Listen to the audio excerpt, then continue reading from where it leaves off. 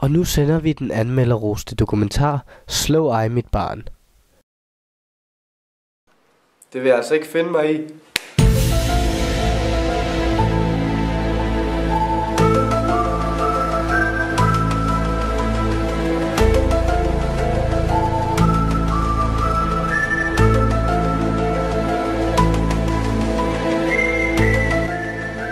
Vi bruger hele livet på at lære.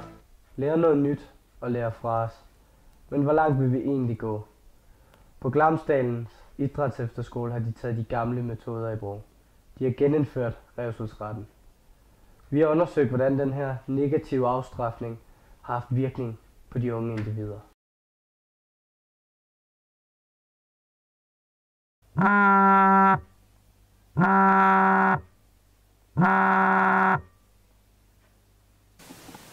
We have constructed a normal class at a normal day at GIE.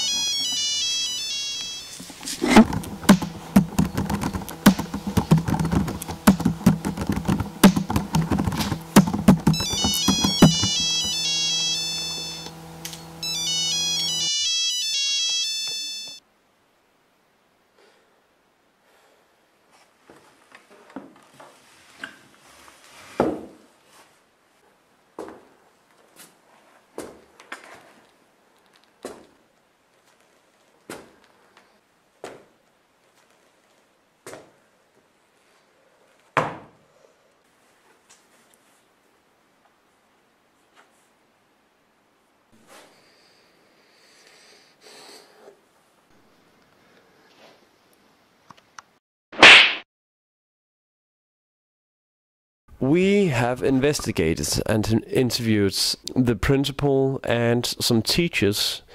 We are concerned about the psychological effect of this method of learning.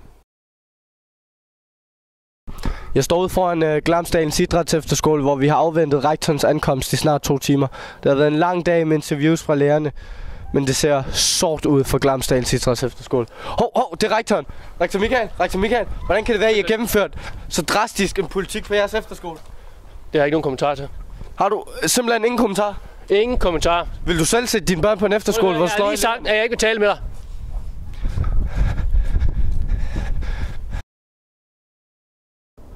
Hej, jeg står herude foran Glamsdalens idrætsefterskole, og efter vores skuffende forsøg på at snakke med rektoren, har vi nu fundet ud af, at vi skal have nogle banebrydende interviews med de lærere, som i koldt blod slår deres egne elever.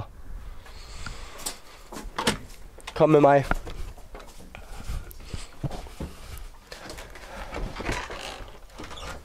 Hej.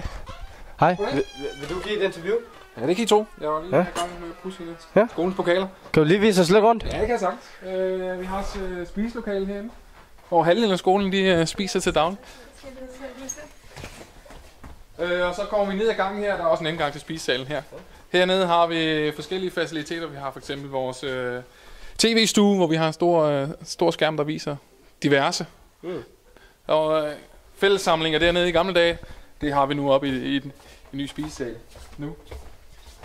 Skal vi lave et interview inde på kontoret? Ja, lad os det. Ja. Du skal ikke stå med mobilen der, og så skal du lige fjerne dig fra min dør. I kommer bare ind. Velkommen til. Hvordan er det at være lærer på en skole, hvor revselsretten er blevet genindført? Ja, men jeg kan kun tale godt for det. Det er helt fantastisk.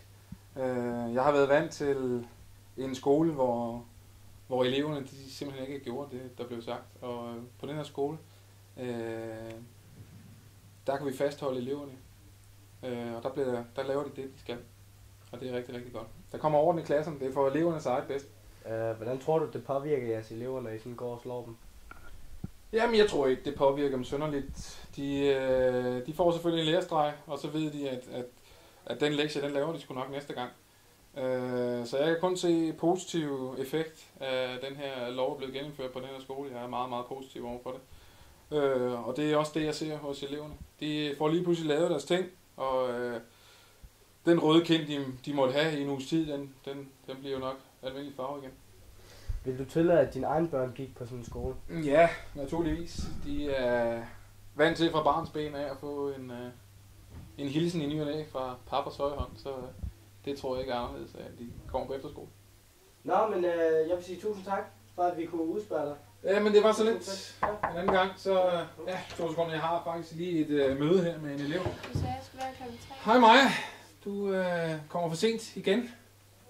Kom indenfor. Vi er færdige, er vi ikke det?